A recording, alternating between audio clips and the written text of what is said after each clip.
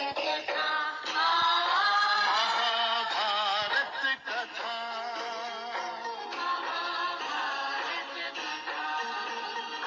कथा है पुरुषार्थ की, ये स्वार्थ की, परमार्थ की, सारथी जिसके बने श्री कृष्ण भारत पार्थ की। शब्द दिग्घोषित हुआ जब, सत्य सार्थक सर्वथा। शब्द दिग्घोषित हुआ।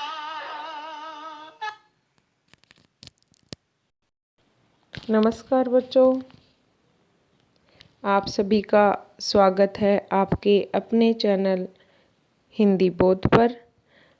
अगर आप इस चैनल पर नए हैं तो सब्सक्राइब करें और वीडियो देखने के बाद अगर आपको पसंद आए तो लाइक ज़रूर करें। आज हम इस वीडियो में महाभारत का पाठ नंबर 5 पढ़ेंगे, लेसन 5। तो चलिए शुरू करते हैं। हमारे पाठ का नाम है कुंती।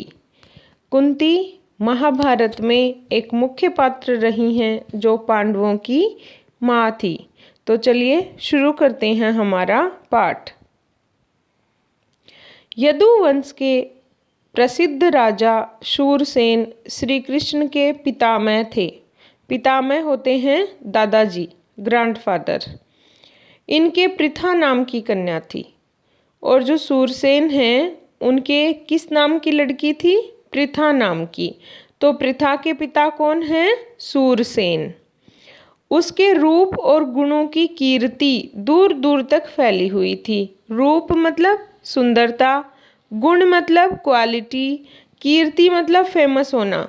उनके रूप और गुणों की जो अच्छाई थी उसके बारे में लोग दूर दूर तक जानते थे। किसके बारे में? पृथा के बारे में, कि पृथा बहुत सुंदर है और बहुत गुणवान है, बहुत अच्छे अच्छे उसमें हैबिट्स हैं। तो ये बात पूरे दूर दूर के लोग जानते थे। शूरसेन के फुफेरे भाई होते हैं बुआ का बेटा, बुआ जी का बेटा। शूरसेन के फुफेरे भाई कुंती भोज के कोई संतान न थी। अब शूरसेन के बुआ का बेटा था कुंती भोज, जिसके कोई संतान नहीं थी। बुआ कौन होती है? आपके पापा की बहन। वो आपकी कौन लगेंगी? बुआ जी लगेंगी। तो ऐसे ही शूरसेन के जो बुआ थी उसके कोई संतान नहीं थी। तो शूरसेन ने कुंती भोज को वचन दिया था कि उनकी जो पहली संतान होगी उसे कुंती भोज को गोद दे देंगे। उसी के अनुसार शूरसेन ने कुंती भोज को पृथा गोद दे दी। कुंती भोज के यहाँ आने पर पृथा का नाम कुंती पड़ गया। अब देखिए, इस पैराग्राफ में हमने पढ़ा कि यदुवंश का राजा था शूरसेन। वो कौन थे? कृष्ण के दादाजी।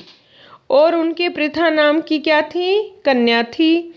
और उन्होंने अपने बुआ के बेटे से ये वादा कर रखा था, ये प्रॉमिस कर रखी थी कि उसकी जो पहली संतान होगी वो कुंती भोज को गोद दे देंगे। क्यों?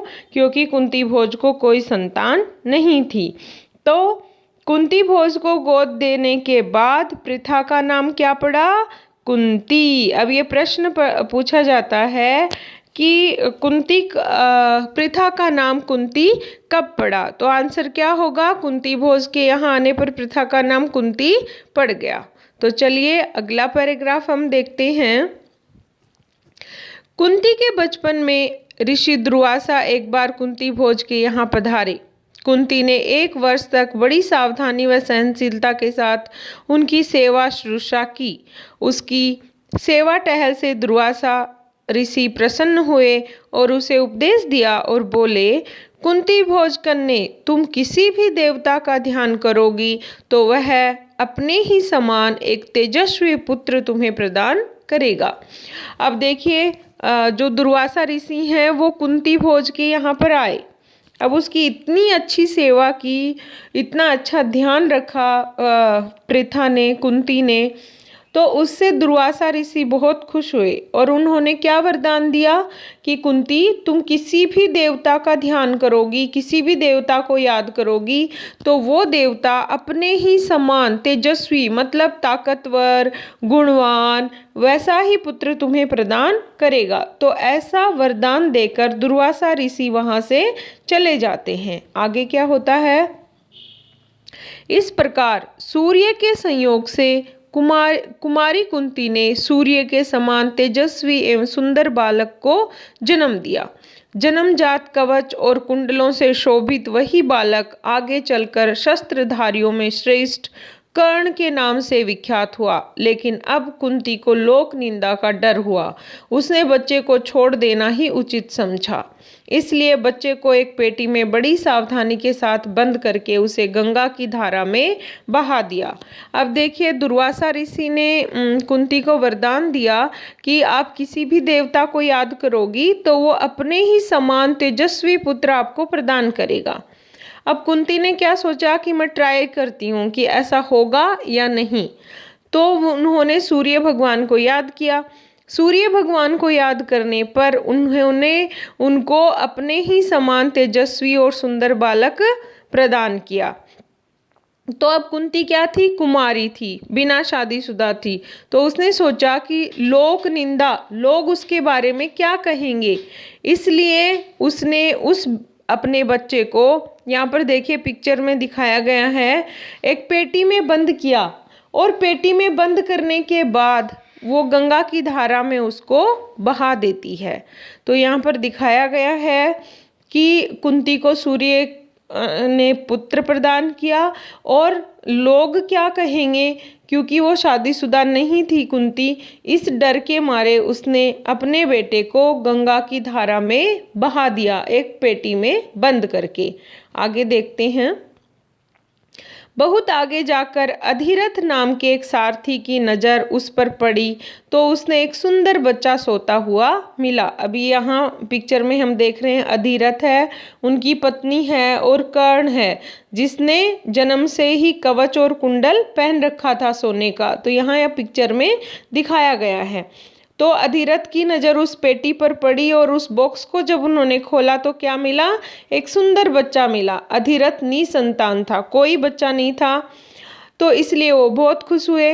बालक को पाकर वह बड़ा प्रसन्न हुआ। सूर्यपुत्र कर्ण इस तरह एक सारथी के घर पलने लगा। अब सूर्यपुत्र कर्ण जो हैं वो सारथी अधिरथ के घर पलने लग गए।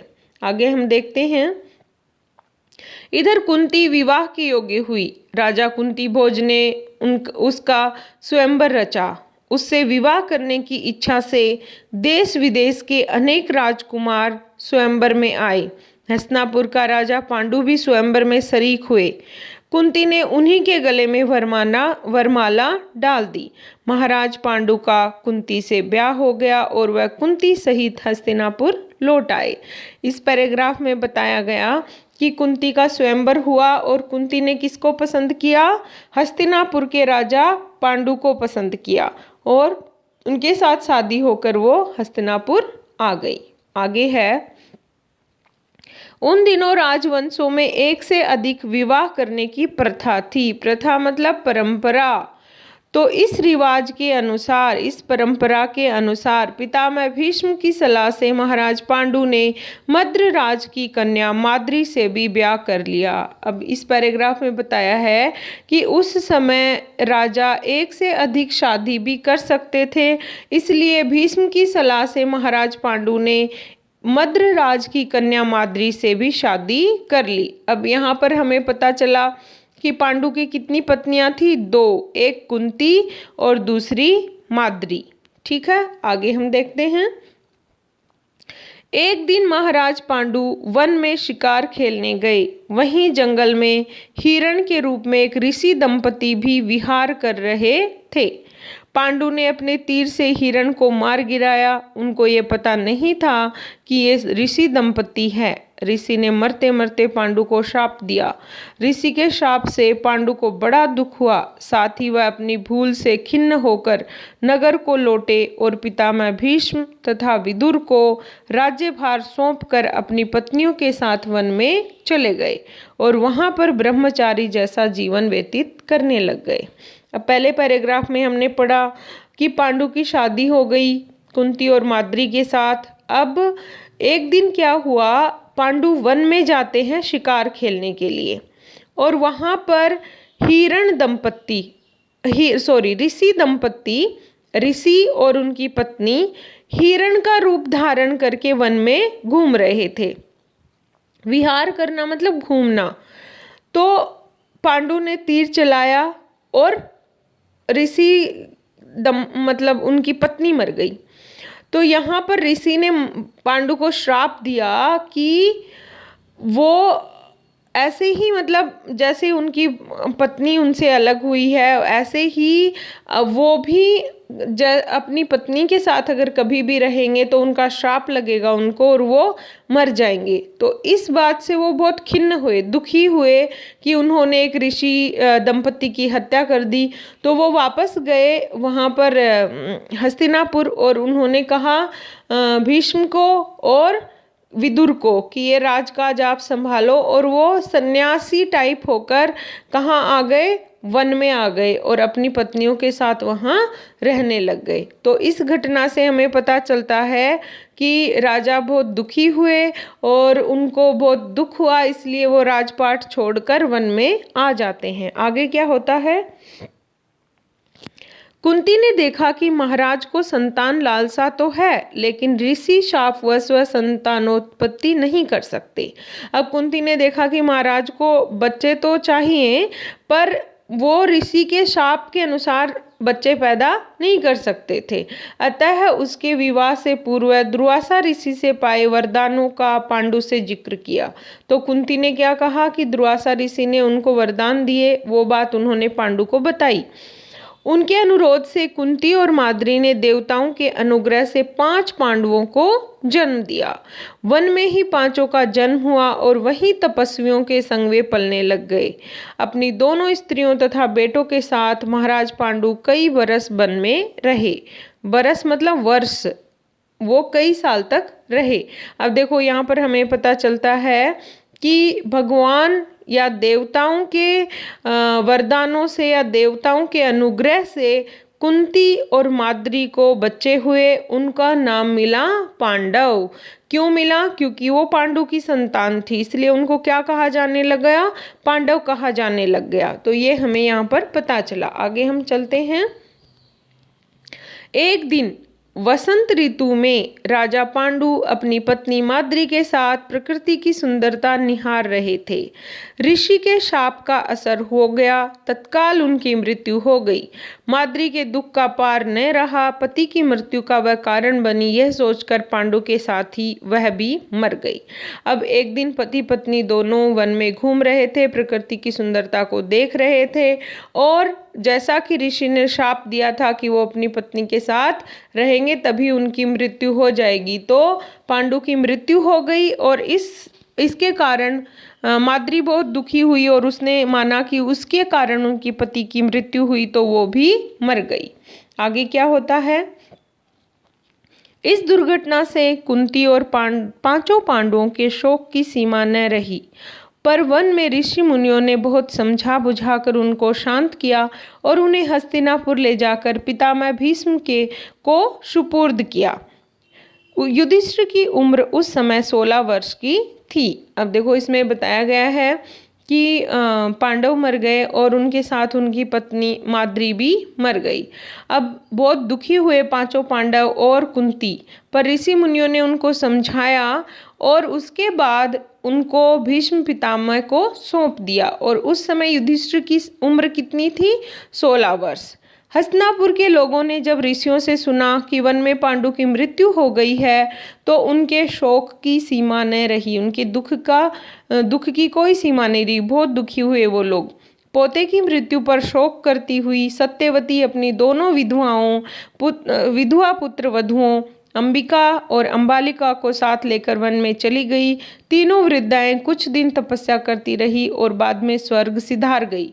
अपने कुल में जो छल प्रपंच तथा अन्याय होने वाले थे उन्हें न देखना ही संभवतः उन्होंने उचित समझा। उचित मतलब सही, छल प्रपंच मतलब जो बाद में महाभारत का युद्ध हुआ, आपस में भाई भाई ही लड़े, तो वो घटनाएं उनको शायद नहीं देखनी थी, इसलिए तीनों चली गई और वन में ही रहने लग गई।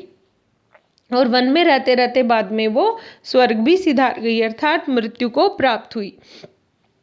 अब देखो, ये पाठ पढ़कर हमें ये भी पता चला कि जो धृतराष्ट्र थे वो बड़े पुत्र थे, पर राजा किसको बनाया गया था? पांडु को, क्योंकि धृतराष्ट्र देखने में सक्षम नहीं थे, वो अंधे थे।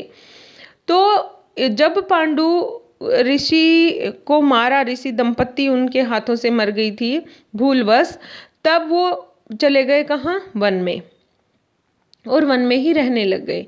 तब राज्य किसको दिया गया? धृतराष्ट्र को दिया गया। अब धृतराष्ट्र वहाँ पर राजा थे और उनके पुत्र थे कौरव, वो वहाँ के युवराज थे। तो अब यहाँ पर बात ये आती है कि पांडु के पुत्र भी वहाँ पर चले जाते हैं, तब वहाँ से उन कौरव और पांडवों में ईर्ष्या की भावना की उत्पत्ति होती है, और इसमें ईर्ष्या कौन करते हैं? कौरव करते हैं। तो ये था हमारा आज का पाठ, और अब हम बात करते हैं प्रश्न अभ्यास की। प्रश्न अभ्यास में पहला प्रश्न है, पृथा किसकी पुत्री थी? अब हमने पढ़ा पृथा किसकी पुत्री थी? सूरसेन यदुवंश के प्रसिद्ध राजा सूरसेन की पुत्री थी। अगला प्रश्न है, पृथा का नाम कुंती कैसे पड़ गया? पृथा का नाम कुंती पड़ा। पृथा के पिता सूरसेन ने अपने फुफेरे भाई कुंती भोज को वचन दिया था कि अपनी पहली संतान उसे गोद दे देगा, अतः कुंती भोज के यहाँ पहुँचने पर पृथा का नाम कुंती पड़ गया। अगला प्रश्न है, दुर्वासा ने कुंती को क्या वरदान दिया? दुर्वासा ऋषि ने कुंती को क्या वरदान दिया? उन्होंने कहा, कुंती भोज कन्या, तुम किसी भी देवता का ध्यान करोगी तो वह अपने ही समान एक तेजस्वी पुत्र तुम्हें प्रदान करेगा। अगला प्रश्न है, सूर्य से कुंती को पुत्र प्राप्त हुआ, उसका क्या नाम था? तो क्या नाम था? सूर्य से प्राप्त पुत्र का नाम कर्ण था। अगला प्रश्न है, कर्ण का लालन पालन किसने किया? कर्ण को किसने पाला? तो ये हम जानते हैं, गंगा में जब बह रहा था कर्ण तो मिला किसको? अधिरथ को। तो सूर्य पुत्र कर्ण का लालन पालन अधिरथ नाम के सारथी ने किया। अगला प्रश्न है, पांडु की पत्नियों के नाम लिखिए। तो हमने पाठ में पढ़ा कि पांडु के 2 पत्नियां थी, पहली थी कुंती और दूसरी माद्री। तो ये थे हमारे प्रश्न और ये पाठ जो मैंने आपको समझाया। अगर आपको पसंद आए तो लाइक ज़रूर करें। Thank you.